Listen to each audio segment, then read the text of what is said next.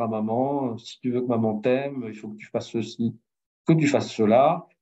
C'est vraiment ce qu'on appelle aussi les garde-fous, ce qui me garde de la folie. Selon Freud, les conséquences sont la frustration liée au conflit entre les pulsions du ça et les interdits du surmoi, ce qui génère des angoisses, puis du refoulement au travers des mécanismes de défense. Alors, tous ces sujets sont vraiment développés dans la formation coaching et thérapie. Donc, la notion de somatisation, de sublimation, d'idéalisation, de projection.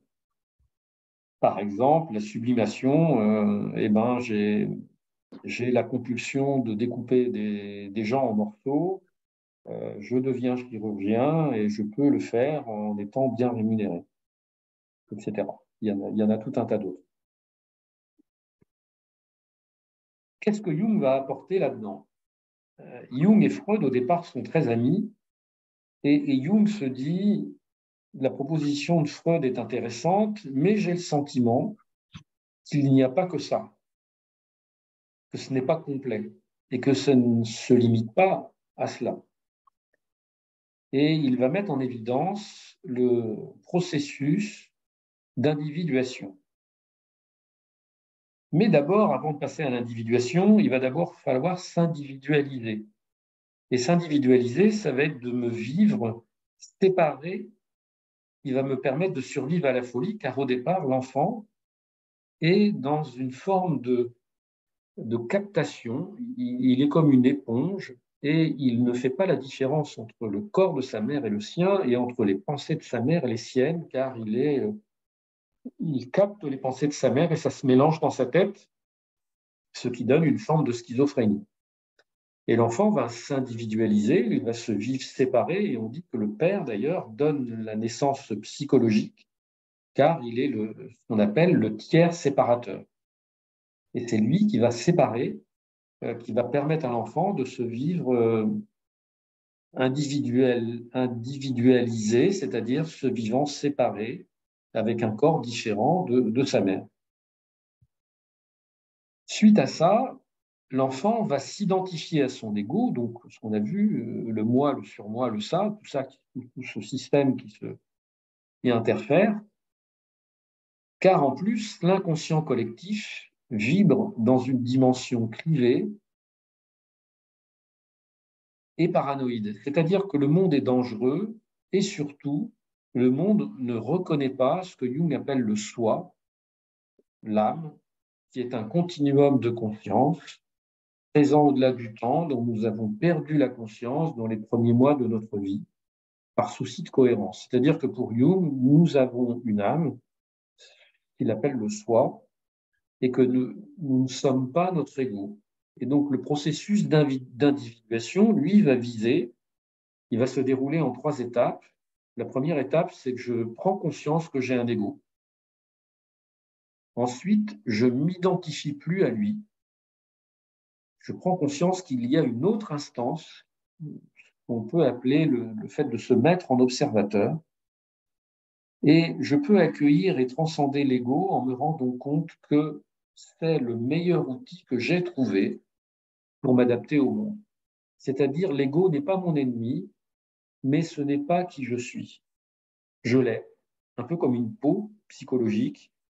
Si je n'avais pas de peau, je me ferais mal en permanence. Mais quand cette peau est trop épaisse, elle m'empêche de ressentir les choses. C'est un peu une image métaphorique.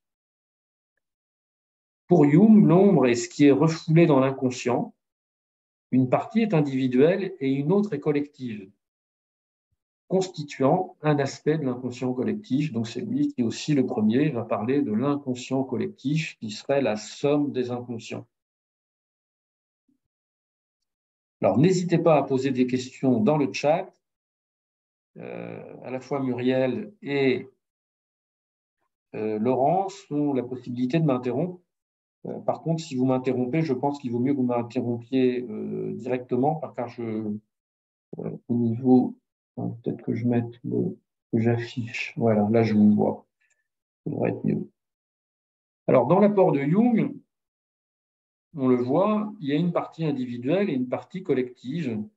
Le grand cercle représente le soi. Ensuite, on a au niveau individuel la persona, c'est-à-dire le personnage que l'on joue. Il y a bien sûr l'ego.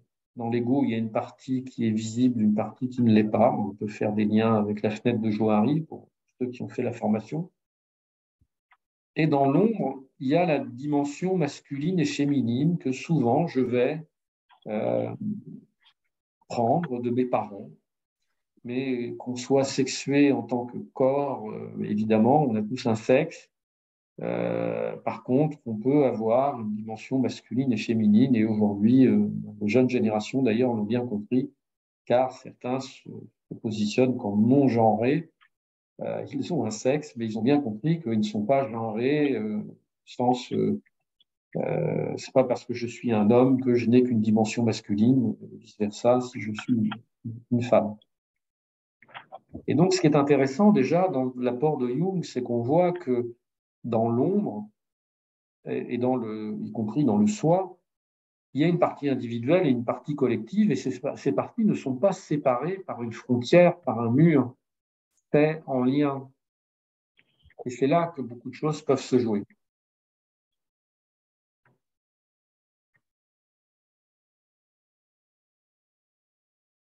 Alors, je vais maintenant aller sur les synchronicités et je vais partir de l'origine. C'est la fameuse histoire du scarabée. Je ne sais pas si certains d'entre vous la connaissent, mais Jung va vivre une expérience avec l'une de ses patientes. Et déjà, pour expliquer le phénomène, il faut d'abord distinguer d'une banale coïncidence, et c'est là où est toute la difficulté. La synchronicité est une coïncidence qui prend soudainement du sens, provoque souvent une émotion forte, toujours porteuse de transformation. C'est-à-dire que la véritable synchronicité se produit au moment opportun, mais elle est acausale, va dire Jung, elle est déconnectée de ce qui va se passer ensuite. Et l'exemple du scarabée, tiré de la biographie de Jung, est très célèbre.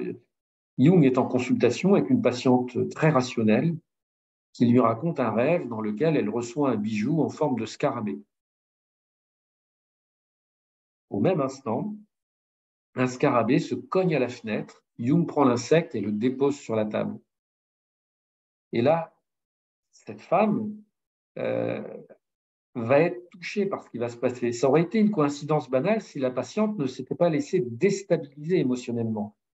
Mais l'incident lui fait prendre conscience qu'il y a autre chose, que ça se joue éventuellement sur d'autres plans et qu'elle ne peut pas tout expliquer sur un plan rationnel.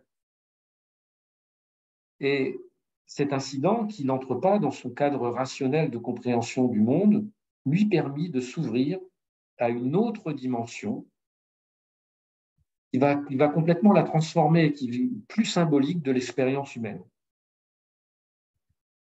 Et donc, c'est à partir de là que Jung va développer cette théorie. Alors, il y a un autre exemple que je trouve assez intéressant, qui est très bien visualisé dans le fameux film Dangerous Method, où Jung et Freud, après je ne sais pas combien d'heures de discussion, je crois 17 heures, il est vers 4-5 heures du matin, et Jung commence à essayer d'expliquer à Freud cette histoire de synchronicité. Et Freud lui demande un exemple, et Jung lui dit la bibliothèque va craquer. Il sait, il a l'intuition, puisque lui, il s'est habitué à ça, et la bibliothèque craque. Et là, Freud lève les épaules en disant quoi ce truc? Et Jung lui dit elle va recraquer. Et la bibliothèque recraque. Et là, Freud lui dit mais écoutez, on ne va quand même pas baser une théorie sur des élucubrations de bibliothèque. Et c'est toute l'histoire. C'est est-ce que je m'ouvre à ce champ possible ou est-ce que voilà, je reste dans des choses très rationnelles. Dans tous les cas, l'expérience, et je vous raconterai des expériences, peut permettre de s'ouvrir à la fois aux synchronicités et à l'intuition.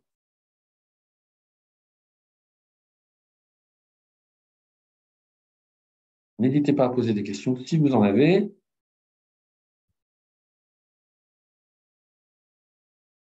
Alors, ce qui est intéressant, c'est que Jung ne va pas s'arrêter là, et il va aussi travailler avec Wolfgang Pauli. Et Wolfgang Pauli, c'est aussi une histoire très incroyable. C'est un grand physicien. À l'époque, Pauli a des soucis avec les femmes et il va venir consulter Jung. Et Jung va se dire, j'ai autre chose à faire avec lui, et il va lui proposer de travailler ensemble pour essayer d'unifier une vision qui pourrait relier le monde de la psychologie et le monde de la physique quantique. Excusez-moi, je vais un peu vite, voilà. Dans le but d'avoir une compréhension sur le sens de ces deux événements.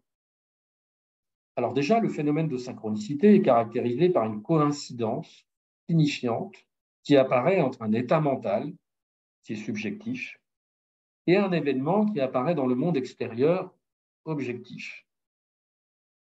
Jung va rattacher les deux événements à un parallélisme acausal. Il n'y a pas de lien causal au sens spatio-temporel entre les deux événements corrélés, c'est-à-dire si on prend l'exemple du scarabée, cette femme a rêvé d'un scarabée, il y a un scarabée qui arrive sur la fenêtre, il n'y a pas de lien entre les deux au sens causal, au sens spatio-temporel. Par contre, il y a une forme de parallélisme qui amène à s'interroger sur le sens de l'événement. C'est ça l'idée de la synchronicité. Si on va maintenant sur le champ de la physique quantique, dans la physique classique, une onde et un corpuscule, une microparticule, ont des propriétés différentes. C'est-à-dire que l'onde a une vitesse de déplacement, une fréquence, et la microparticule a une masse. En physique quantique, un système composé de microparticules et les deux ensemble, ou potentiellement, alors un système composé de microparticules est les deux ensemble potentiellement, c'est-à-dire que dans le sens que la façon de l'observer font apparaître soit des ondes, soit des corpuscules. C'est l'observateur qui va influencer la vision qu'on a de l'infiniment petit. L'intrication quantique montre que lorsque nous mesurons une particule d'un système, les autres particules vont instantanément hériter de la propriété physique, même si elles se trouvent à l'autre bout de l'univers. Le phénomène ne dépend pas de la distance, ni du temps, c'est la non-localité.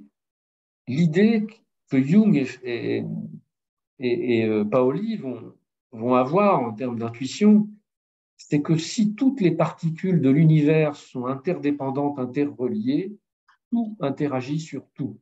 Si on part du Big Bang, où toute la masse de l'univers était concentrée en un dé de 1 cm3, eh ben toute cette masse est interdépendante, interreliée, et tout interfère sur tout. C'est ça l'idée. Je ne sais pas combien d'entre vous, on peut faire un sondage, combien d'entre vous voient sur cette image qui est assez célèbre une vieille femme ou voient une jeune femme.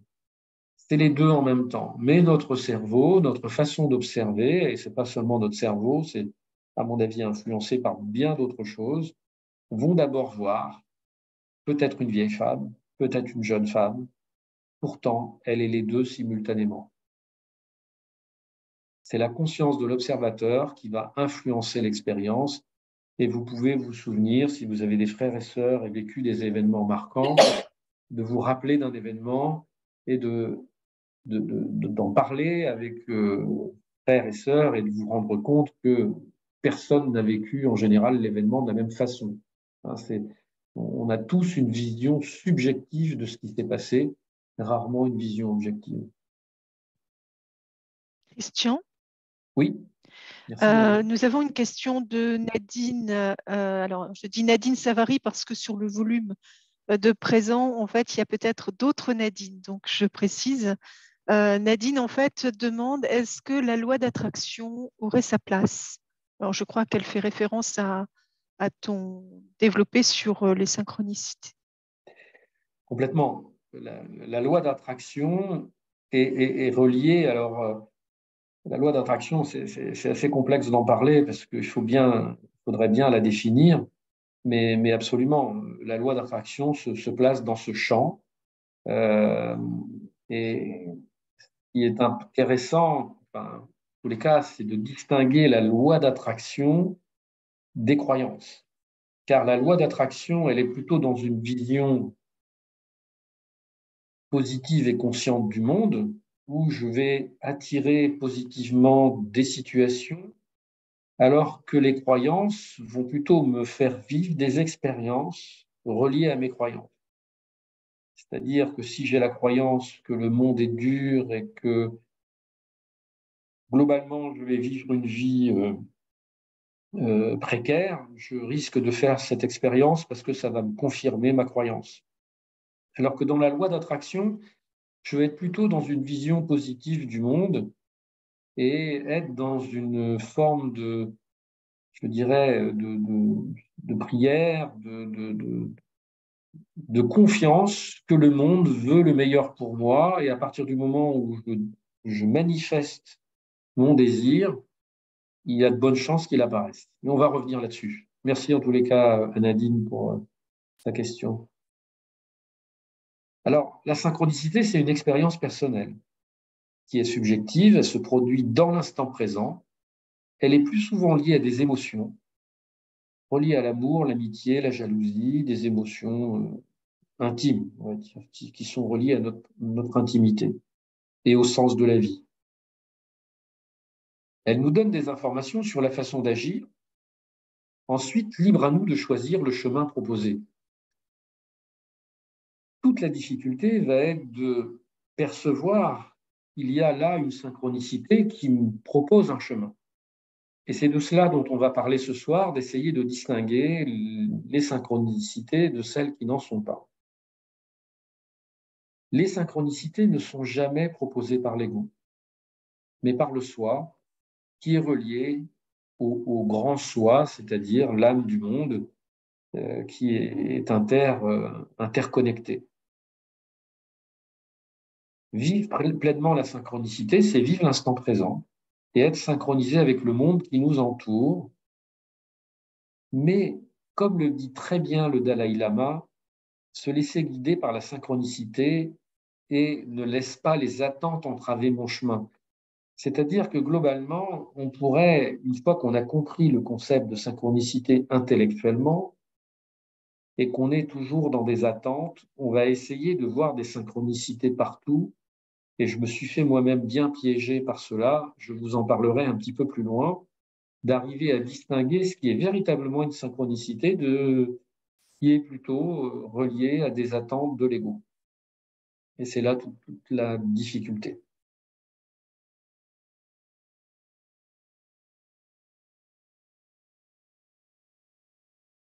En synthèse, si on fait le lien avec la physique quantique, les phénomènes de synchronicité et la physique quantique ont en commun l'absence de frontières entre la conscience et l'objet observé. Alors PQ, c'est pas le papier toilette, mais c'est la physique quantique, ou entre la conscience et la corrélation observée dans le monde extérieur. L'intrication quantique montre que esprit et matière sont non séparables, et donc une vision globale du monde impliquant l'interdépendance de tous les phénomènes. Et on peut relier ça à l'actualité, à tout ce qui peut se passer sur le plan écologique, etc. Globalement, dans cette vision du monde, la Terre est vivante et évidemment, ce qu'on lui fait subir l'égratigne sérieusement, régulièrement. Et en tous les cas, elle nous le renvoie comme elle peut. La conscience ne peut être une simple propriété émergente des circuits neuronaux. Alors là, c'est un grand débat. Ceux qui me connaissent un peu savent que j'ai un peu une allergie avec les neurosciences, qui prétendent que nos pensées seraient le produit de nos neurones. Dans cette vision du monde, nous pensons que notre soi utilise notre cerveau pour communiquer avec notre corps, mais ce n'est pas parce qu'il y a une corrélation entre l'activité neuronale et nos pensées que ce sont les neurones qui produisent les pensées, si on inversait cette vision en disant « et si c'était le soi qui utilise notre cerveau pour communiquer avec le corps ?» On en a plus ou moins la preuve scientifique aujourd'hui, car beaucoup de personnes ont pu continuer à avoir un état conscient après après un état cérébral, plus d'activité cérébrale au niveau du cerveau. Il y a plein de bouquins qui parlent de ça. Les champs quantiques et matière sont intriqués avec les champs quantiques psychiques et l'inconscient collectif. C'est qu'en plus, c'est intriqué avec l'inconscient collectif. C'est là où il y a toute une complexité. Mais en tous les cas, si on s'intéresse au sujet, il y a beaucoup de bouquins très intéressants qui montrent la pertinence de ce qui est dit là. Mais en tous les cas, ça vient bousculer pas mal de choses, euh, y compris chez beaucoup de scientifiques. Et le corps scientifique est très partagé sur la question. Question. Oui. Nous avons une question d'Alain Delphos qui te demande si on parle ici de la mémoire du temps, de la mémoire karmique. Alors, c'est encore autre chose. Pour Jung et pour d'autres, hein, il n'est pas le seul à penser ça. Il y a un tas de psychologues aujourd'hui qui ont mis cela en évidence. Je pense notamment à Stanislas Grof et d'autres encore. À partir du moment où on présuppose que le soi, cette partie, notre âme, la partie qui anime le corps, est un continuum de conscience, il y a la notion d'incarnation, de projet de vie, de faire une expérience dans cette vie-ci, et il y a pu y avoir d'autres vies avant, et on va parler de mémoire, que nous avons des mémoires, et que ces mémoires peuvent encore être interférentes avec notre vie d'aujourd'hui. En d'autres termes, on peut avoir des réflexes, des comportements qui seraient reliés à des vies antérieures. Je vous conseille par rapport à ça le livre de Stanislas Grof, Quand l'impossible arrive, qui met en évidence sur des cas qui ont pu être vérifiés, des cas de vie antérieure, et qui du coup, effectivement, il y a des mémoires karmiques qui vont interférer, influencer notre vie aujourd'hui. Et ça peut être lié aux synchronicités, car les synchronicités, comme la physique quantique, est en dehors du temps. Alors, il y a un très bon film aussi que je vous conseille, Cloud Atlas, qui met en évidence deux personnages, Tom Hanks et puis, j'ai oublié l'actrice, qui ont plusieurs vies, enfin, on voit plusieurs vies se dérouler et comment le karma d'une vie interfère et Alberi. Cloud Atlas, je vous conseille, ça parle de ça. D'où elle vient la synchronicité? D'où elle vient la synchronicité? Selon Jung, elle répond à un principe d'agencement du temps qui n'est pas de l'ordre de la cause. Il n'y a pas de lien causal, mais de la nécessité que quelque chose émerge de l'inconscient et amène une transformation au bon moment.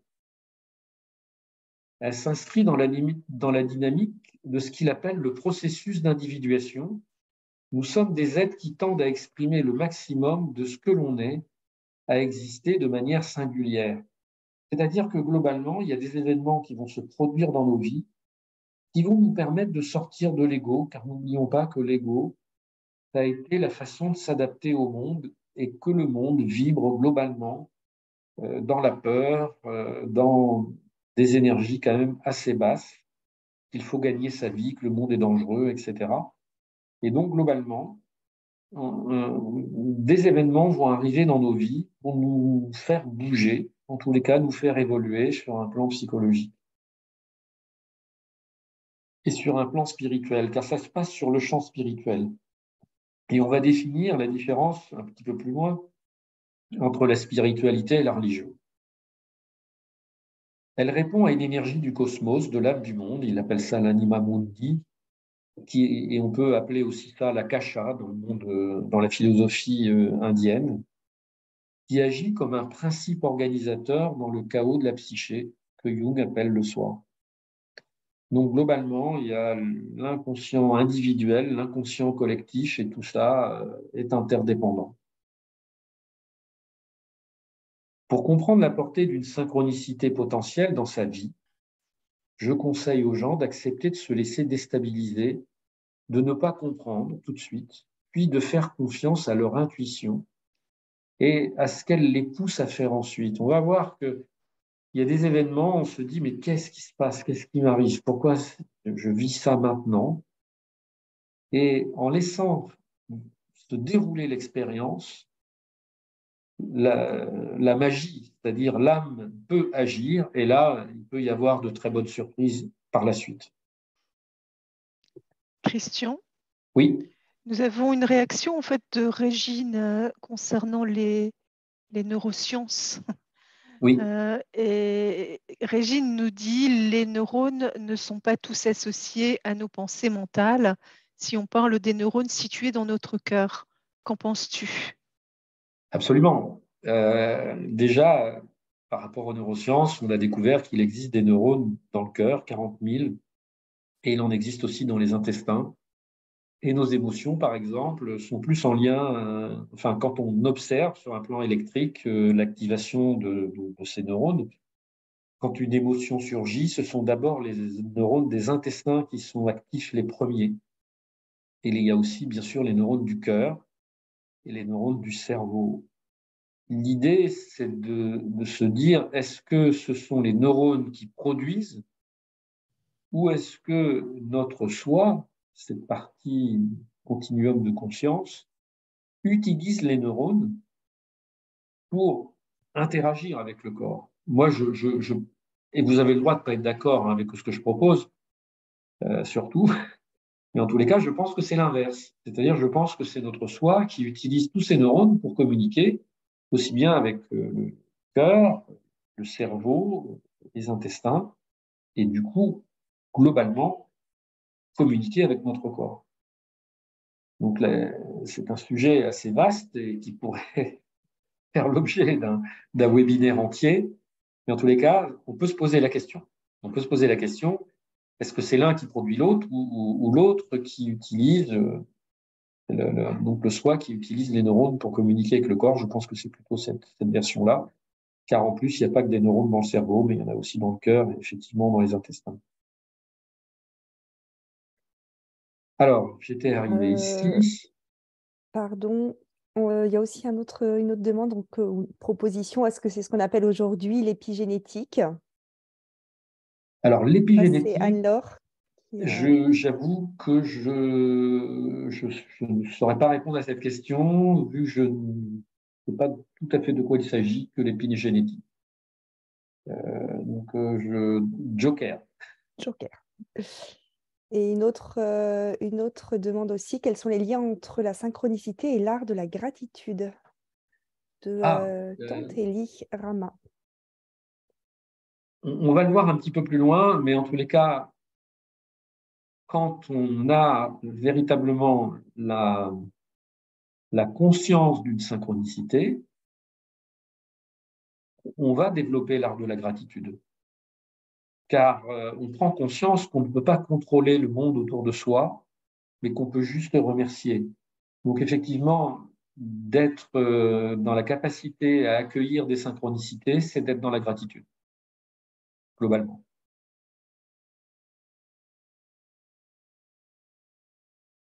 Alors Jung met en évidence deux types de synchronicité. La première, c'est deux jumeaux qui vivent des événements où leur vie semble calquée malgré qu'ils vivent à de grandes distances. Ils achètent les mêmes vêtements, se marient avec des femmes ayant le même âge, même prénom, etc. C'est assez fréquent. Et ils ont été in utero très connectés, et du coup, c'est comme s'ils restaient connectés, même s'ils habitent très loin l'un de l'autre. On peut faire des liens avec la physique quantique, avec une particule qu'on va éloigner, et si on agit sur l'une, l'autre interfère, etc. C'est un type de synchronicité assez fréquent. On va avoir un autre type de synchronicité, c'est que je suis dans un café, je pense à quelqu'un, et à ce moment-là, elle est citée dans une conversation à la table d'à côté par des personnes que je ne connais pas. Ça peut être aussi, je pense à quelqu'un et elle me téléphone dans les secondes qui suivent. Je pense que beaucoup d'entre nous ont connu ce genre de situation et bon, c'est assez basique hein, comme description. On va voir que les synchronicités peuvent aller beaucoup plus loin que cela, notamment avec l'histoire du scarabée et du rêve. C'est simplement déjà pour avoir des exemples simples, pour repérer ce qui peut être de l'ordre de la synchronicité. Alors, je vais vous partager, moi ce que j'aime bien, c'est de pouvoir vous partager des choses que j'ai pu vivre et pour pouvoir éventuellement faire des liens. Peut-être que ça fera des échos pour certains. Et je vais en profiter pour arrêter le partage. Alors, vous pouvez partager sur le chat une synchronicité que vous avez vécue en fonction de ce que je vais partager et on reviendra sur certains partages en fin de webinaire. Et ce qui va nous permettre de revenir tous ensemble et c'est plus sympa de vous partager ce que je vais vous partager. Alors, je vais vous partager l'histoire de la chute de ski. J'avais à ce moment-là 44 ans, j'étais veuf et j'étais dans une quête de absolument retrouver quelqu'un dans ma vie. J'étais seul et je vivais ça assez difficilement. Et je fais des rencontres style mythique. C'était pas encore mythique à l'époque, mais bon, je rencontrais pas mal de femmes comme ça. Et un soir, l'une d'elles me dit, on partage des lectures, et je lui partage avoir lu un livre qui s'appelle La prophétie des Andes. Peut-être que certains d'entre vous le connaissent. Et elle me dit, ah, c'est génial, si tu as lu ce bouquin, il faut absolument que tu lises Conversation avec Dieu. Et là, moi, je me dis, putain, un truc comme ça va être encore un truc hyper religieux. Je ne sens pas, quoi. Bon, elle me dit, mais non, c'est philosophique. Bon, bref, je l'entends à moitié parce que dans mon fils, à ce moment-là, c'est pas entendable. Et quelqu'un d'autre m'avait partagé, si tu veux rencontrer quelqu'un, il faut que tu aies une pensée positive. Tant que tu aurais des pensées négatives, tu ne rencontres pas. Et il y a un bouquin qui s'appelle Le pouvoir de la pensée positive. Et donc, je vais au Furet à Lille et puis je me mets en quête du pouvoir de la pensée positive.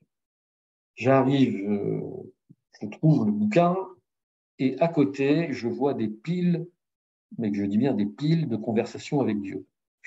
Je me dis, ah putain, c'est encore le bouquin dont on m'a parlé. Je me dis, bon, allez, j'en prends un. Donc, je prends le bouquin et je pars au ski avec ma fille. On devait partager la même chambre. Et puis, je m'étais dit, il me faut des livres pour pouvoir passer les soirs. Et pendant qu'elle regarde un match de foot, je commence à lire Le pouvoir de la pensée positive. Et au bout de 10 pages, je me dis, c'est judéo-chrétien, ça ne me convient pas, cette histoire de prière, de bazar, etc. Je balance à la poubelle en me disant, l'autre, ça doit être pire. Et je passe le reste de la soirée à regarder le match de foot et à lire l'équipe. Et le lendemain, nous skions et en fin de journée, je me pète la figure, j'arrive dans le bas de la station, il y a de la poudreuse, je ne sais pas ce que je fais, je vois deux skieurs, je veux les éviter et je m'enfonce le coude dans les côtes et je me pète 3 côtes.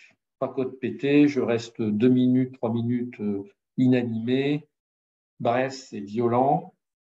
Le lendemain, je vais voir, je fais une radio, etc. On me dit, tu as 3 côtes de cassé, le ski, c'est mort. Ma fille fait la gueule. Je lui dis, écoute, t'inquiète pas, on reste. Je vais juste me mettre au restaurant d'altitude et puis je vais prendre l'air et puis je bouquinerai. Et donc, je vais à la maison de la presse et puis j'achète des revues très philosophiques comme l'Autojournal, l'Équipe, d'autres trucs comme ça, Auto Plus. Mais au bout d'une heure, évidemment, ces feuilles de chou, j'ai tout lu et je me dis, purée, qu'est-ce que je vais faire ici? Et je me dis, ah, mais dans mon sac à dos, il y a bien l'autre bouquin. Et là, je vais lire ce livre, mais je vais le lire 3 fois en 3 jours. Il va me faire rire et pleurer, mais à chaque fois me tordre de douleur, parce que quand vous avez 3 côtes cassées, que ce soit de rire ou de pleurer, ça fait mal. Et j'avais le restaurateur qui me regardait, l'air de dire, mais c'est qui ce fou là qui est sur la terrasse et qui, voilà. Mais jusque-là, bon, il n'y a rien d'extraordinaire. Ce qui va être extraordinaire, c'est ce qui va se passer après. je rentre et je commence à me dire, il faut que je fasse, que tout le monde lise ce bouquin. J'en parle à ma sœur, j'en parle à des amis qui me disent que tout me fait chier qu'on lise, je n'ai pas envie, etc. Ils ont la même réaction que celle que moi j'avais. Alors je me dis, comment je peux faire pour rencontrer des gens qui ont lu ce livre? Et je regarde à la fin, je rachète la version, j'avais acheté de poche, mais je rachète la grande version, et je vois qu'il y a une association à Paris qui travaille sur le matériau de Conversation avec Dieu, qui est un livre philosophique, hein, pour ceux qui n'ont pu le lire ce soir. Et là, je me dis, c'est génial, je vais aller les voir. Et je me retrouve donc à Paris avec une femme qui me dit, bon, ben, en fonction de tes disponibilités, à l'époque, moi j'étais salarié, hein, si tu veux, il y a un groupe le mercredi soir de 18 à 21 heures. En même temps, c'est une formation de psychothérapeute. Je dis, moi, je ne veux pas être psychothérapeute, je sais pas, j'ai un boulot, ça va. Elle me dit non, mais tout le monde ne veut pas forcément l'être. C'est juste structuré et tu verras, c'est une discussion philosophique. Si ça te plaît, tu restes. Si ça te plaît pas, bah, tu n'es pas obligé.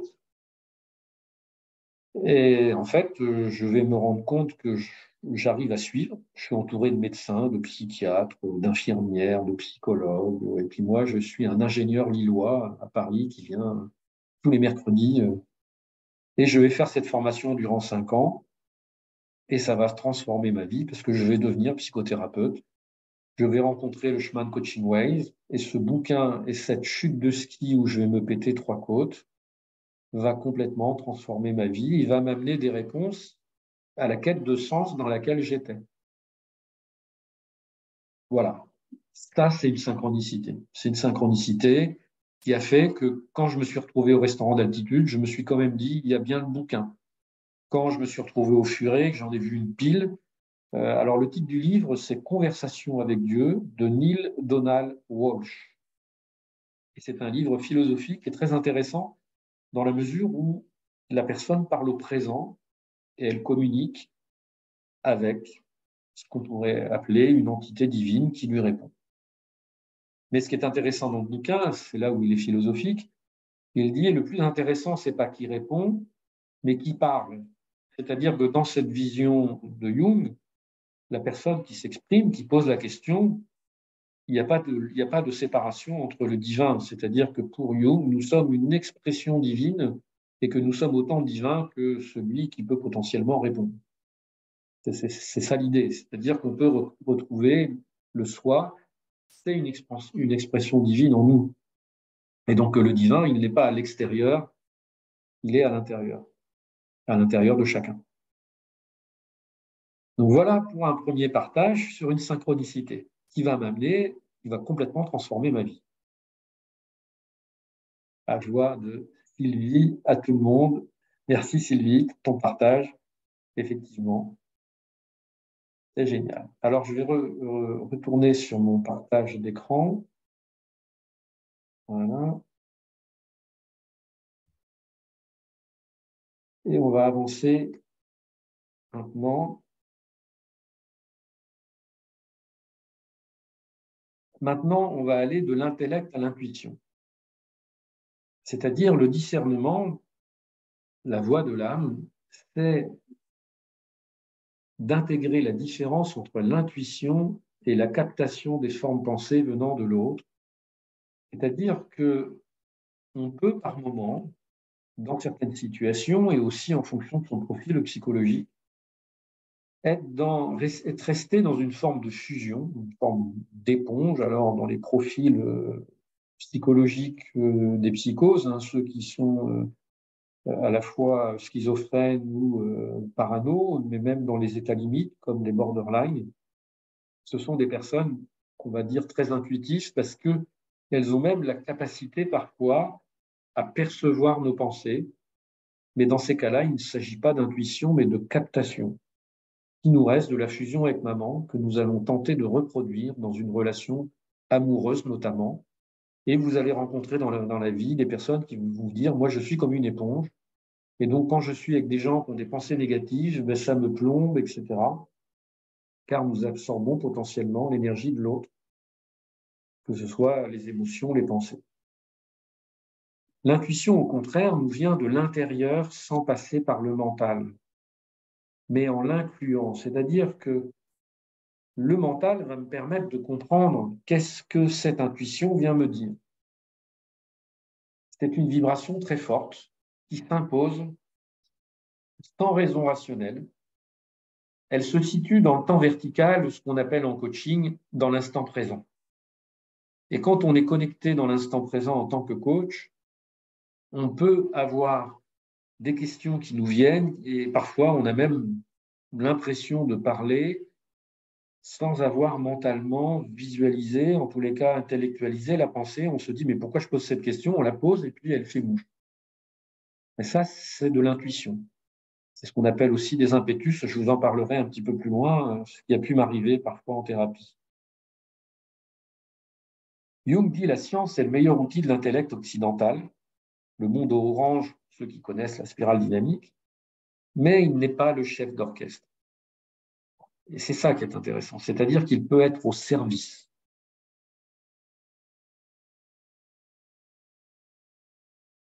La vie est un mouvement et nous nous inscrivons dans ce mouvement en tant que continuum de conscience.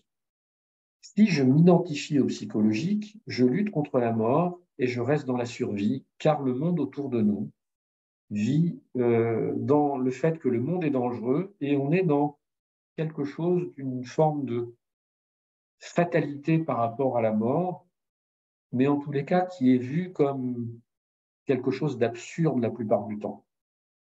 Si je m'ouvre à la possibilité que le soi est un continuum de conscience, je sais très bien que la mort est un passage vers une autre forme, que la mort n'est pas l'opposé de la vie, mais que la mort est le contraire de la naissance. Et quand je nais à la vie terrestre, eh ben, je meurs à la vie intra-utérine, et ainsi de suite. Quand j'arrive à l'adolescence, je meurs à l'enfance, et ainsi de suite. Dans l'intellect, la peur, l'identification à la maladie, nous allons cristalliser cela. Je vais maintenir ce à quoi j'attache de l'importance, ce que je regarde. Je peux donner l'exemple de personnes, dans des cas extrêmes, qui vont aller voir un médecin des dizaines et des dizaines de fois en disant au médecin « je pense que je suis malade, je pense que j'ai quelque chose ». Et le médecin va leur répondre « mais non, tout va bien, les examens c'est OK ». Et puis un jour, cette personne va revoir son médecin qui va lui dire « cette fois-ci, je vous confirme que vous avez un cancer ». Et la personne va se sentir soulagée d'être malade car elle n'est pas folle. C'est-à-dire qu'en fonction de nos croyances, de nos peurs, de ce qui peut nous être transmis dans ce que nous disait Alain tout à l'heure par le transgénérationnel, eh ben, je peux être dans une forme de paranoïa et en tous les cas attacher de l'importance à des choses que d'autres ont trouvé, on l'a vu dans la crise du Covid, il y a certaines personnes qui avaient très peur de l'attraper, d'autres qui, quelque part, s'en fichaient un peu, dont je fais partie. Bon. Et je ne suis pas dans le jugement en disant ça, simplement, c'est quelque chose qu'on peut observer et à quoi vais-je attacher de l'importance, qu'est-ce qui est important dans ma vie, et ben, en tous les cas, ça va influencer ma façon de vivre. Je pourrais passer à un autre niveau de maturité en m'ouvrant au sens profond d'une expérience, dans la confiance et on arrive à la gratitude, qu'elle se propose à moi pour aller vers un autre niveau de conscience. Globalement, c'est de passer du contrôle à la maîtrise. Dans le contrôle, je voudrais contrôler tout ce qui va se passer dans ma vie, y compris sur un plan temporel, alors que dans la maîtrise, je vais m'ouvrir à ce que l'univers me propose. Une de mes enseignantes me disait toujours « aie une intention, garde-la en toi, l'univers s'occupe des détails ». Et en parlant de l'univers, elle parle bien sûr du grand soi, de l'âme du monde qui nous entoure. Alors, quels sont les freins et je vous propose un modèle. Alors, j'ai eu quelques petits soucis de copie de mon slide, mais normalement, il doit y avoir des rectangles aussi sur le orange et le bleu. Dans les freins, c'est qu'en fait, on peut observer qu'il n'existe pas uniquement l'intelligence intellectuelle. Et l'intelligence intellectuelle, je pense que pour tout le monde, c'est à peu près clair. C'est être capable d'avoir un raisonnement à la fois mathématique, littéraire, et on est plutôt bon en Occident au niveau intellectuel. La maturité psychosociale, c'est de comprendre comment fonctionne la société, de respecter les lois et de comprendre qu'il y a un sens. Il y a un sens à respecter la limitation de vitesse, à s'arrêter au stop, à payer ses impôts, même s'ils ne sont pas toujours très bien dépensés, mais je peux influencer sur les élections. Donc il y a une forme de sens psychosocial à être intégré dans la société. La maturité psychocorporelle, c'est de comprendre que j'ai un corps, mais que je ne suis pas ce corps. Et que je peux, quelque part, en prendre soin, comme je prendrais soin de ma voiture, c'est-à-dire de bien l'entretenir, y compris sur un plan musculaire, y compris sur le fait d'avoir des nuits suffisamment réparatrices, et d'être bienveillant vis-à-vis de mon corps. Et là, posez-vous déjà la question, vous tous, quelle note vous pourriez vous donner sur ces 6 axes? Est-ce que déjà, sur le plan psychocorporel, vous êtes tous attentifs? Est-ce que sur le plan psychosocial, vous êtes tous un citoyen exemplaire? Et ensuite, on va arriver sur le plan sexuel. Le plan sexuel, c'est de prendre conscience que la sexualité est une énergie de vie et que si elle est déviée, eh ben, je dévie mon énergie de vie. Et la sexualité, ce n'est pas seulement l'acte sexuel, évidemment, mais c'est de reconnaître que, au travers de la sexualité, j'expérimente quelque part l'unité avec l'autre, j'expérimente quelque chose de l'ordre du divin.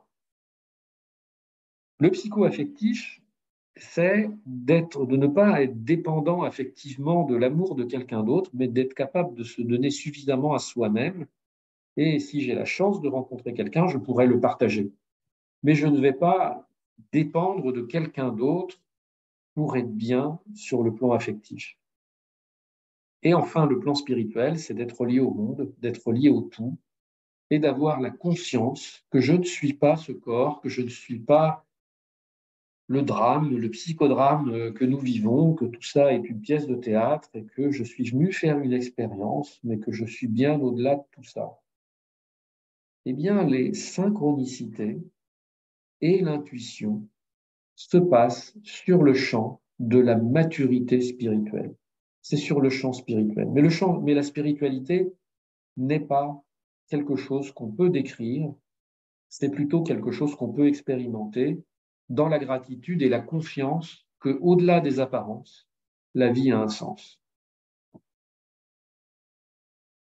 Alors, n'hésitez pas à me poser des questions sur ces marqueurs de maturité, mais en tous les cas, c'est intéressant de se situer, de se dire quelle note je me donne à tel endroit, et en tous les cas, l'idéal est plutôt d'avoir la moyenne partout que d'être très bon en intellectuel et très bas en spirituel. Je pense que vous l'aurez compris.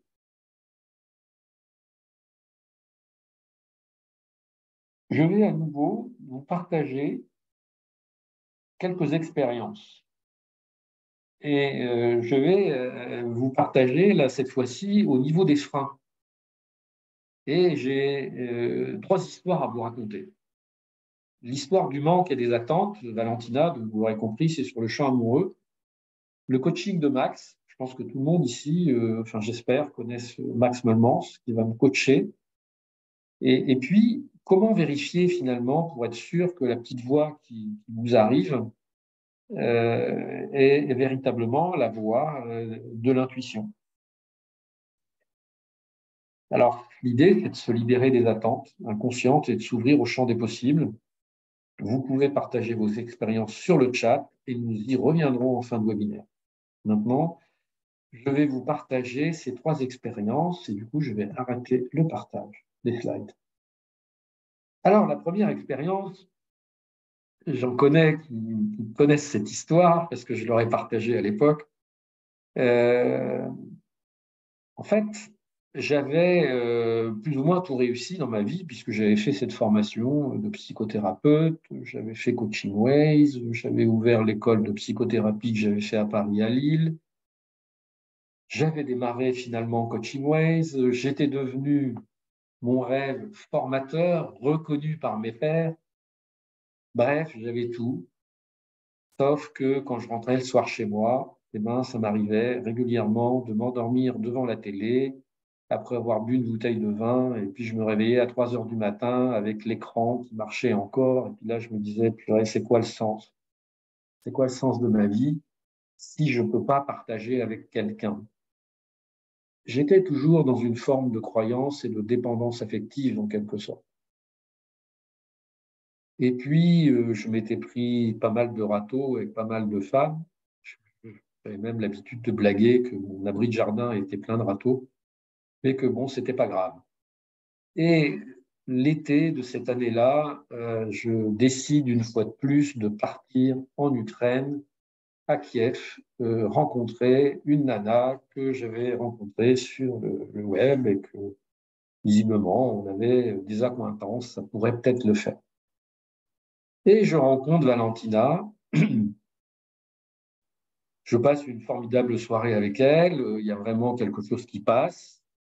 Elle m'embrasse en sortant. Je me dis, c'est bon, ça devrait le faire. Mais ce n'était pas la première fois que je me faisais embrasser.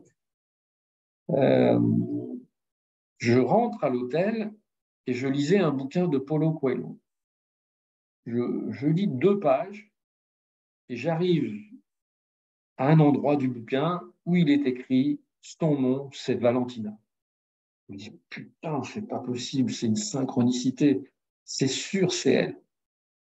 Le pire, c'est que 3 jours plus tard, je monte dans l'avion, je me retrouve à côté d'un couple et on se met à discuter.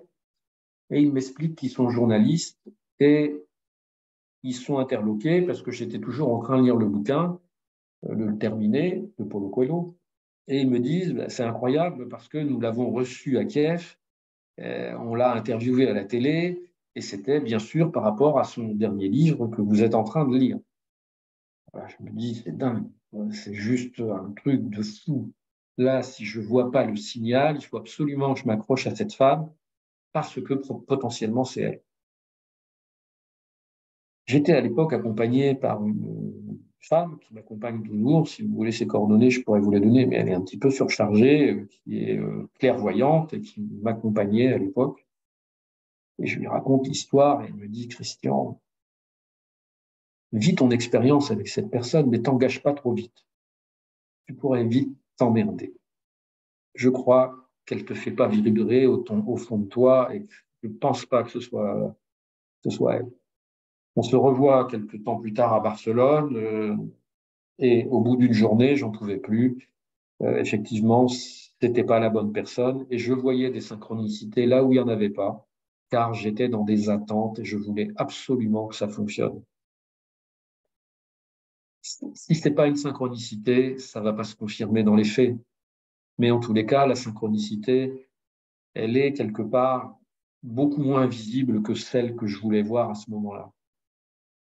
Deuxième histoire, et ça se passe 15 jours après. Max m'appelle et me dit, Christian, je vais passer mon MCC pour la 3e fois. J'ai été planté, est-ce que tu serais OK de jouer le rôle du client? Moi, je lui dis, écoute, oui. Je vais donc à Charleroi et puis il me dit, ça serait quoi ton objectif? J'ai dit, tu comprends, mon objectif, ça serait de rééquilibrer ma vie pro et ma vie perso. Donc je lui raconte un peu mes soirées, etc., le fait que je me sens dans une profonde solitude. Et là, il me pose une question, quel lien fais-tu entre ce sentiment de solitude que tu as et le fait d'être seul? Et là, il y a un blanc, je mets du temps, et je me dis, ah ouais, en fait, j'accompagne des personnes en thérapie qui sont en couple et qui sont dans une profonde solitude. Le fait de vivre, le fait d'être seul dans la solitude, c'est un choix que je fais, que je ne fais pas. Mais en tous les cas, si j'espère ne plus me sentir dans la solitude parce que je serai un jour avec quelqu'un, est totalement illusoire. Et je ne fais pas ce que j'enseigne. J'enseigne des choses, mais est-ce que je les fais vraiment vis-à-vis de moi-même? Eh bien non. Et à partir de ce jour-là, je prends conscience que je peux véritablement m'aimer tel que je suis, vivre seul, mais pas dans la solitude, et puis choisir d'être heureux malgré tout. Et donc, je ne suis plus dans des attentes. Je me dis tant pis. À l'époque, j'avais quel âge? Ouais, j'avais j'avais déjà 52 ans et je voyais, ça faisait déjà plus de 12 ans que j'étais tout seul. Mais je me dis tant pis, c'est pas grave, ça va aller. Et là, finalement, je suis dans un lâcher-prise. Je ne suis plus dans des attentes.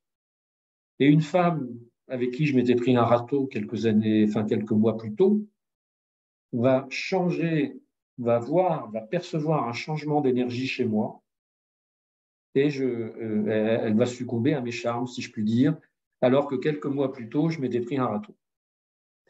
Ça va tout changer. Parce que je ne vais plus être dans des attentes. Et ça change tout. Dernière histoire que je voulais vous raconter ce soir, et après on pourra aller vers les partages, j'aurai encore quelques slides à vous passer. À un moment donné, je me suis dit, quand j'étais en thérapie et en tant que thérapeute, j'avais souvent des intuitions, ce qu'on appelle un peu des insights en anglais ou des impétus. Donc, on peut appeler l'intuition, mais des intuitions fulgurantes qui vous traversent. Et régulièrement, j'osais pas trop y aller parce que ces intuitions pouvaient permettre, ce qu'on peut moins se permettre en coaching, dans tous les cas en thérapie on peut, d'aller questionner sur des choses qui peuvent faire bouger le patient. Et un jour, je reçois un homme, une grande baraque, qui me dit, voilà, je vais passer sa profession, etc. Mais bon, le mec bien costaud. Et il me dit, je viens faire une thérapie parce que je suis à nouveau avec mon ex-compagne. On a été séparés pendant 10 ans. Et elle est revenue, on s'est remis ensemble. Mais j'ai peur à nouveau de la perdre parce que je suis extrêmement jaloux. Et je suis extrêmement jaloux parce qu'elle est très jolie. Et là, il se passe un truc. Je sais qui est cette femme. En tous les cas, c'est mon intuition. Et je me dis, t'es fou, de toute façon, comment tu peux savoir? Il n'a rien dit, absolument rien. Je vis à l'époque à Lille, c'est toujours le cas. C'est quand même une agglomération, pas moins de 2 millions d'habitants, avec la partie belge. Je me dis, pas possible. Et là, je me dis, ça serait intéressant de vérifier. Et mon intuition me fait lui dire, pourrais-tu me partager quelques éléments sur cette femme de façon à ce que quand tu parles d'elle, elle soit un peu plus visualisée? Par exemple, si tu pouvais me donner, tu m'as décrit qu'elle était très jolie, mais son prénom, sa profession, etc. Et là, il va me donner des indications qui font que c'est impossible que ce ne soit pas elle. En fait, j'avais rencontré cette femme un soir lors d'un dîner mythique, et lui, il avait l'énergie de cette femme en lui. Et c'est ça que j'ai capté. Et donc, j'ai pu me dire ensuite, parce que ça n'avait aucun intérêt pour la thérapie, l'intérêt, c'était de vérifier si le fait que moi, j'étais convaincu de savoir qui était cette femme avait du sens, parce que ça n'a aucun sens sur un plan rationnel. Et là, j'ai pu vérifier que quand j'avais cette petite voix, eh ben, en fait, je pouvais lui faire confiance. Bien sûr, on peut prendre quelques précautions en disant mon intuition me dit, est-ce que si je te partage cela, ça te parle, etc. De prendre quelques précautions de langage. Mais je peux vous assurer qu'on peut véritablement faire confiance à cette voix si on est très en présence avec l'autre, car on est tous interconnectés. Le fait que j'ai vu juste une fois cette femme et que lui avait l'énergie d'elle en lui, eh ben, ça m'a suffi pour percevoir que mon intuition était juste. Et à partir de ce moment-là, j'ai fait confiance à mon intuition et parfois j'ai osé aller sur des terrains avec des personnes et ça les a beaucoup, beaucoup aidés. Et ça peut aussi beaucoup nous aider dans notre vie, de faire confiance à son intuition et de s'ouvrir aux synchronicités. N'hésitez pas à poser des questions. On va bientôt avoir terminé. Je vais vous repartager mon écran et on va aller sur les quelques slides qui restent. Parmi les freins, parmi les freins à la reconnaissance de nos synchronicités, enfin, à la reconnaissance des synchronicités et à faire confiance aux intuitions, il y a les fameuses lois sociales qui vont quelque part nous influencer en fonction du paradigme spiralien dans lequel nous sommes. Par exemple, en Hollande, eh ben, la sociocratie a permis de supprimer les syndicats et les comités d'entreprise et ils sont dans une conscience plus collective et il y a déjà plus de possibilités. Si on prend l'Iran, ben, l'homosexualité est passible de la peine de mort. Être une femme non voilée, c'est aussi très compliqué. Donc, on peut imaginer que le paradigme d'être ouvert à son intuition n'est pas tout à fait le même. En tout cas, il peut y avoir des peurs, que le monde est dangereux et qu'il faut faire ce qu'on nous dit qu'il faut qu'on fasse. Au Maroc, ça semble être un pays quand même relativement ouvert, mais il y a quand même des censures, notamment la critique de la religion, d'être une femme seule. En France, la dominante passif-agressif de notre environnement en France fait que nous sommes soit soumis, soit rebelles aux lois sociales en fonction d'un seuil. Là, on est arrivé à un seuil, je pense, par rapport aux retraites. Ça va sans doute être compliqué pour le gouvernement. La façon de me comporter me donne une indication de là où j'en suis, sur mon chemin d'individuation. En d'autres termes, est-ce que je me laisse influencer par l'inconscient collectif, par les lois sociales, ou est-ce que je prends une distance, sans juger, mais en gardant ma propre opinion? Les lois sociales sont une interprétation des lois universelles par l'ego et l'inconscient collectif. Les lois sociales s'inscrivent dans le temps horizontal et sont majoritairement dans une hiérarchie de pouvoir qu'on peut observer, et c'est là où on peut distinguer la religion, notamment de la spiritualité, car la spiritualité est une expérience individuelle, alors que la religion est une forme de hiérarchie dogmatique. Si on regarde maintenant les lois universelles, elles s'inscrivent dans l'instant présent, le temps vertical. Un grand principe de ces lois, c'est la hiérarchie de compétences associée à l'unité d'un tout cohérent. C'est le début des cycles d'existence. C'est ce que disent les Amérindiens. Les Amérindiens disent: vous pensez que le règne humain est le règne le plus évolué, alors que c'est le moins évolué. Car le règne humain a besoin de tous les autres règnes pour vivre, le règne animal, végétal, minéral. Le règne animal a besoin du végétal et du minéral, mais il n'a pas besoin de l'humain. Le règne végétal a un tout petit peu besoin des abeilles, mais globalement, le minéral lui suffit, et le règne minéral s'autosuffit à lui-même, et il existe depuis des milliards d'années. Donc en fait, la hiérarchie de compétences est inversée. Si je symbolise l'humain par une goutte d'eau et l'humanité par l'océan, cela devient évident à quel point nous sommes interdépendants, que ce que je choisis de faire et d'être va fonctionner si je me mets au service de l'ensemble. Ce point est très important, c'est-à-dire c'est de m'inclure tout en me mettant au service de l'ensemble. Et là, je fais un avec le tout, et là, l'univers pourrait conspirer à ce que je réussisse, à ce que j'obtienne mes désirs les plus profonds. Je peux devenir responsable à 100% de ma vie, responsable au sens être apte à répondre, et des événements que je pourrais avoir l'impression de subir, que si je suis pleinement individué. Au-delà de ce qui m'arrive, il y a un sens. En lâchant prise sur la forme apparente des événements, en faisant confiance sur la finalité, surtout si celle-ci n'est pas facile à accepter sur l'instant, et en ayant le discernement de rester dans mon cercle, c'est-à-dire de rester individué, de ce qui est de ma responsabilité, ni sauver ni détester l'autre, tout en étant au service de l'ensemble. Ça, ce sont les lois universelles, et c'est dans le cadre de ces lois que va fonctionner la loi d'attraction.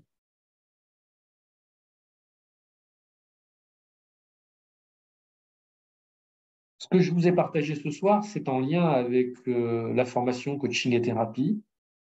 Et dans coaching et thérapie, on va aborder ces sujets lors du dernier jour, et on va avoir un parcours initiatique avec un masque Et je pars du présupposé que nos expressions sont liées en partie à notre ego, à nos mécanismes de défense. Et on va commencer par se laisser mouler un masque en plâtre sur le visage. Je vais prendre conscience de la rigidité, du côté parfois figé qui se dégage de moi, de mon ego. Cette expérience, pour certains, va déjà générer des prises de conscience. Ensuite, je vais peindre mon masque, qui va me permettre de m'observer et d'exprimer mon ombre dans le côté caricatural. Ensuite, je vais le danser dans une expression condensée dans le corps plutôt que de la tête. Et les musiciens percussionnistes africains qui vont être là vont amener chaque danseur dans une expression un peu paroxystique de l'ombre. Et ensuite, on aura une présentation de la psychopatho et l'après-midi, il y aura une intégration où on va faire ce qui ressemble beaucoup à des constellations familiales. On appelle ça plutôt mise en situation où je peux revivre des éléments marquants de ma vie. Et avec le groupe, on va partager des prises de conscience sur qu'est-ce qui a pu interférer dans ma vie jusqu'à aujourd'hui, relié à ma biographie, à mon histoire. Ça, c'est le module 1 de 3 jours. Et un mois plus tard, nous avons un module 2.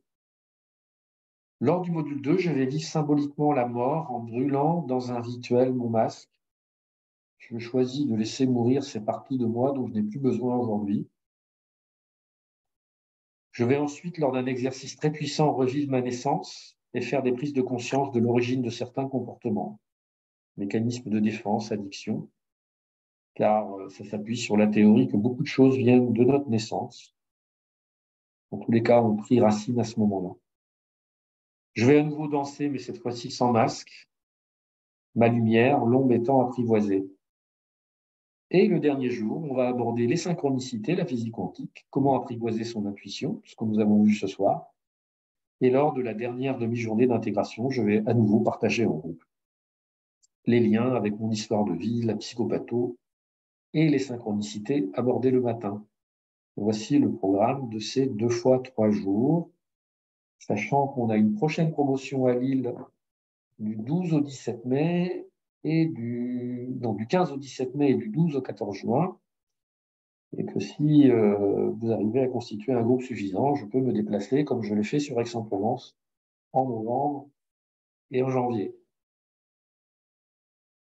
J'en ai terminé pour toute la partie présentation, donc je vous propose maintenant de rentrer dans une partie interactive, de partage, de questions, et je vous propose, pour ceux qui le peuvent, moi je suis disponible, j'ai peut-être un peu débordé du temps, mais je suis disponible jusqu'à 20h.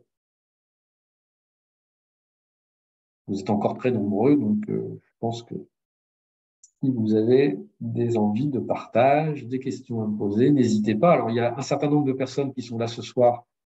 Je pense notamment à Thierry qui a fait coaching et thérapie, et je crois qu'il y en a d'autres. Si vous avez envie aussi de partager,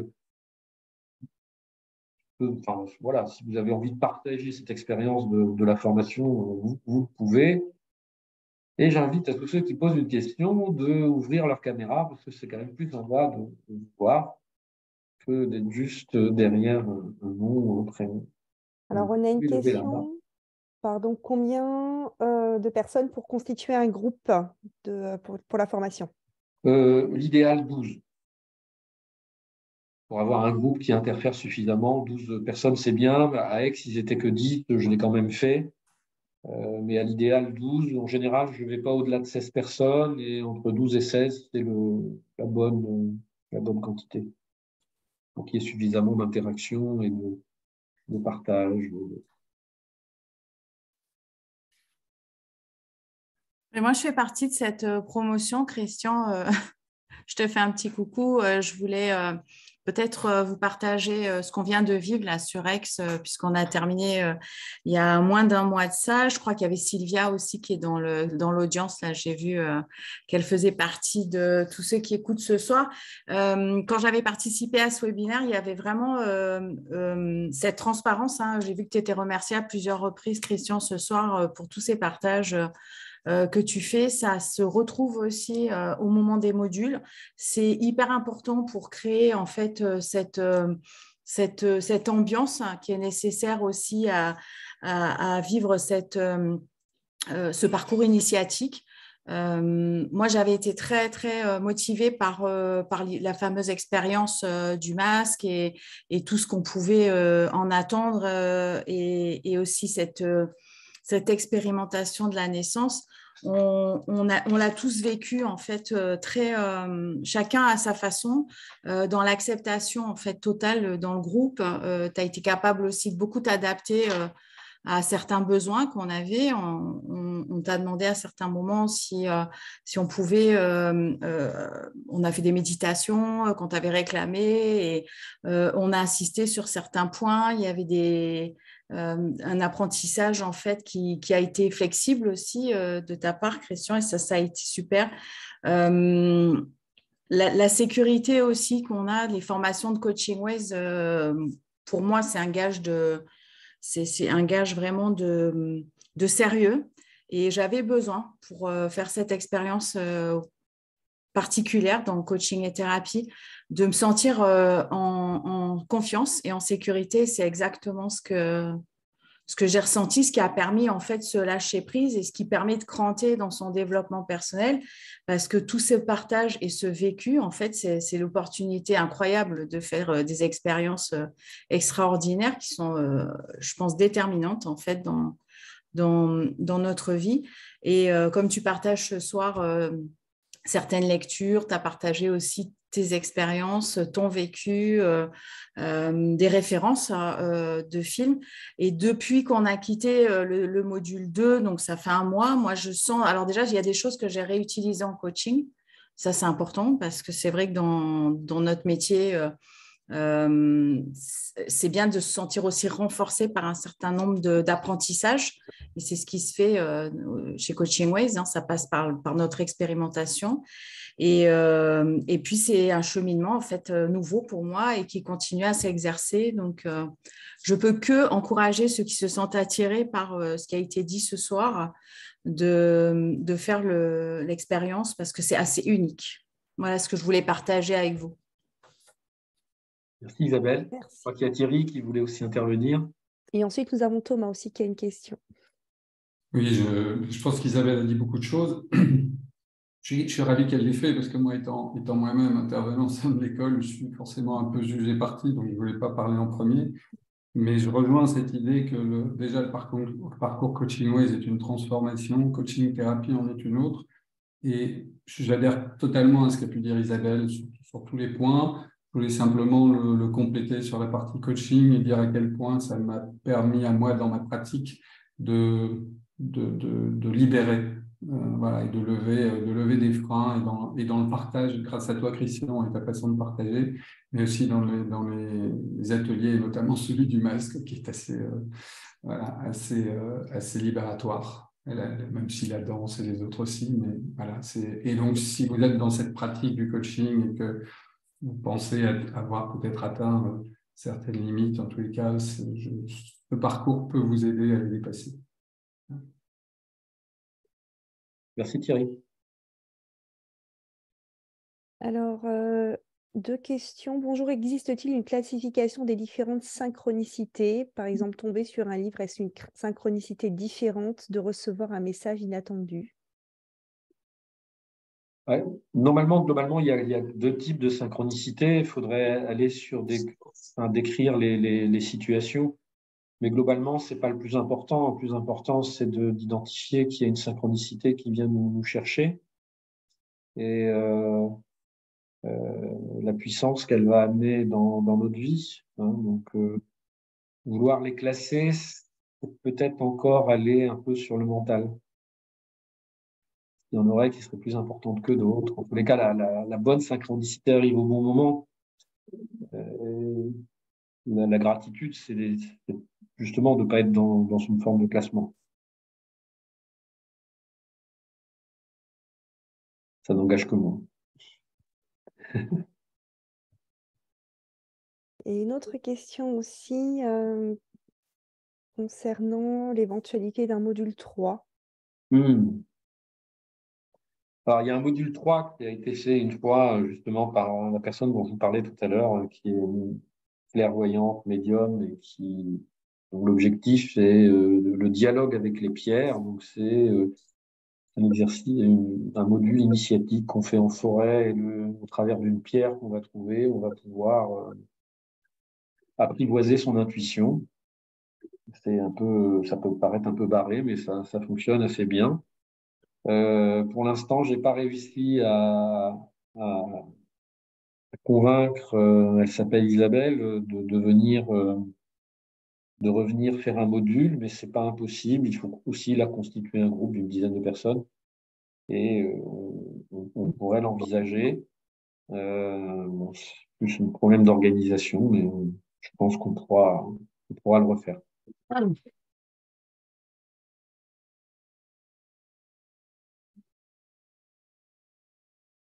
Pas de questions, plus de partage. C'est bon pour tout le monde ou on a encore du temps, hein, donc n'hésitez pas. Il est peut-être tard pour certains. On est encore très nombreux de connecter, donc profitez-en. Il suffit de lever la main, d'ouvrir son micro.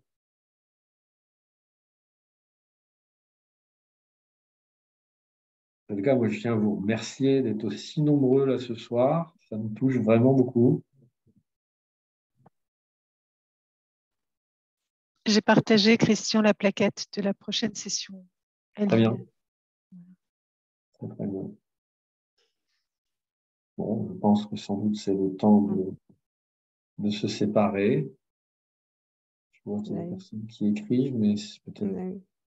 Voilà, quelques commentaires. Une formation effectivement puissante. Formation qui m'a transformée, notamment le masque qui est très puissant. Formation qui a changé ma vision du monde et ma vision du monde. Qui a changé ma vision de mon monde et ma vision du monde ensuite. Voilà. En tout cas, sachez qu'il y a eu ce webinaire et que je suis et je reste à votre écoute pour rentrer un peu plus dans le détail d'un projet que vous auriez d'intégrer l'une de ces sessions, qu'elle soit la prochaine à Lille ou une prochaine, comme l'évoquait Christian, sur une autre ville en groupe de 12 minimum. Donc, vous avez toutes mes coordonnées sur la plaquette que je vous ai mis dans le chat. Donc, voilà, je reste à votre écoute avec plaisir et je vous partagerai aussi éventuellement, si vous le souhaitez, ma propre expérience de cette aventure où j'ai moi-même vécu un module 3 assez puissant aussi. Voilà. Merci beaucoup à tous. Et n'hésitez pas à revenir donc vers Muriel si vous souhaitez vivre cette expérience. Voilà. Oui. À Lille ou dans une autre ville, si vous avez des talents d'organisateur. Si vous êtes nombreux dans une même ville à avoir envie, je sais que sur Aix, il y en a d'autres qui souhaiteraient que j'y retourne. Et puis, il y a pire comme endroit en France. Donc, je suis très motivé d'aller à Aix-en-Provence. Et puis, ça peut être partout ailleurs, si on arrive à constituer un groupe suffisant. Merci à tous. Je vous souhaite une bonne soirée. Merci. Et à bientôt peut-être.